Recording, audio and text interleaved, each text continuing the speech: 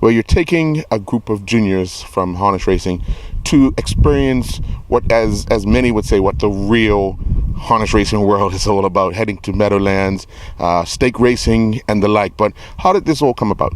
Well, it was a conversation that we were having amongst a small group of us, and I said, you know, it'd be really nice to offer the opportunity for some of our juniors, some of our senior juniors, ones that are about to just drop into the adult category, and take them up and offer them the opportunity to see how things are in the real world when it comes to harness racing. And after a week or two of thinking about it, I said, you know what? It's only 12 juniors.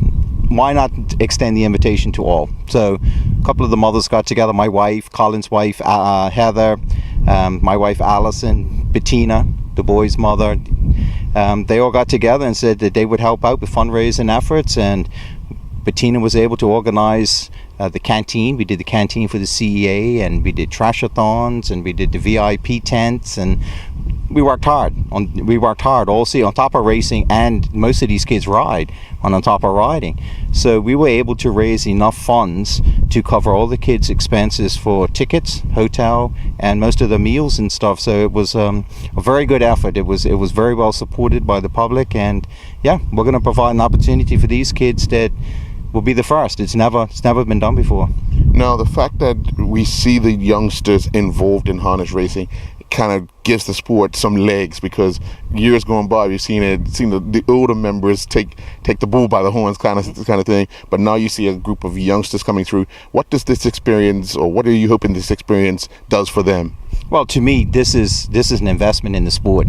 I mean, the future of any sport is a junior program, and if you have a good, thriving junior program, guaranteed the sport will do nothing but benefit from that. And that's one of the key goals for us right now. Is we're a sport with an aging membership. Most of our drivers are seniors. When I say seniors, at least over the age of 40, 45. But this year was a big swing in that. We have a lot of junior drivers, like myself. I got out of the bike, Colin got out of the bike, and we extended the driving opportunities to our junior drivers just to try and, stimulate some excitement and to get them interested. And through that effort, we were able to actually encourage 4 or 5 new juniors to come on board.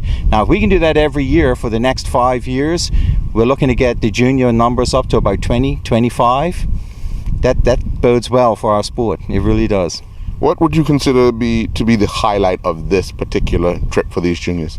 The highlight, I think, is going to be the Meadowlands Pace, which in the standardbred, the harness racing world, is probably equivalent to that of the Kentucky Derby in the thoroughbred world. They race for just over $700,000, which is quite a significant payday. We're not quite there yet, but that's going to be an amazing. We reached out to some of the directors out there, and they have accepted us with open arms. They're going to host us that night, all of the juniors. They have put us onto the roof terrace, which is a very, very well-known VIP area, and dedicated our own area.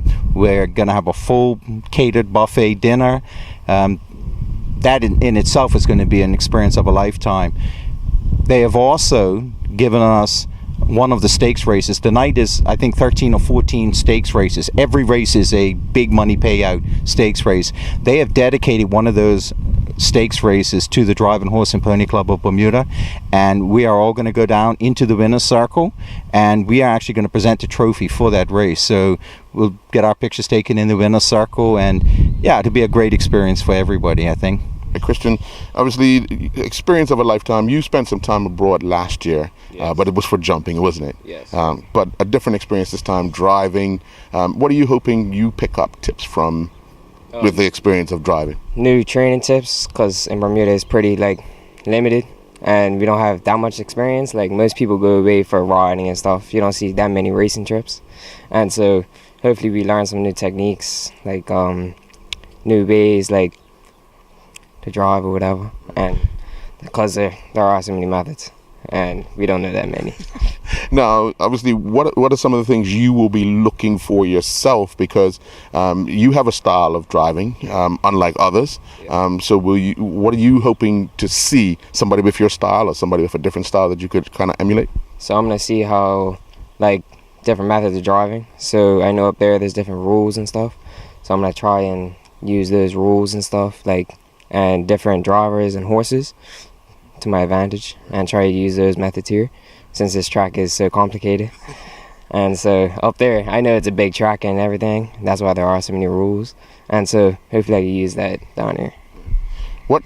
Why driving? What do you like about it?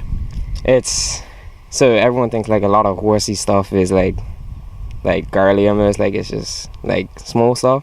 But racing makes it exciting. Like everything about racing is exciting. So like, and you never know what's gonna happen, because it's horses, not machines. So. All right, cool. All right, Casey, driving here is exciting at times, but where you're going, you're going to see a lot more excitement because it's big money at stake. But for you, what are you hoping to gain from the experience?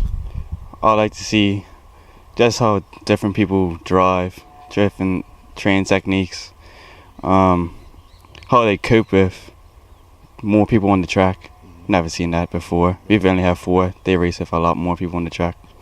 And just everything new. Never seen standardbreds race. It's cool. Obviously, you're going to see different speeds, and again, you say different techniques. But here is, as you say, it's a bit complicated because it's a narrow track. It's short in distance and so forth. But how do you plan to, whatever you learn out there? It's going to be a little difficult to try and implement here. Do you think?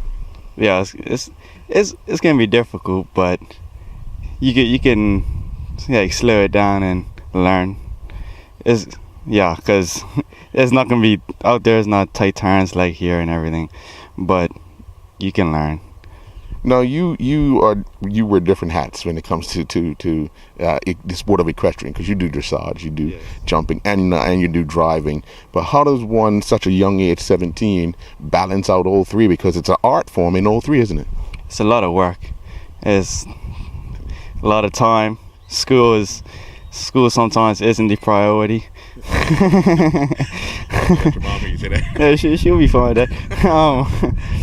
It's just, you train hard every day. You leave school at 3:30. You don't get home till 7 o'clock at night every single day. You train 3 horses a day. Well, I do. People do more. And you watch other people, watch what they do, what you can do better. That's different techniques. When it comes to driving, what do you like to do? You like to relax before a race, or are you antsy before a race? I get pumped.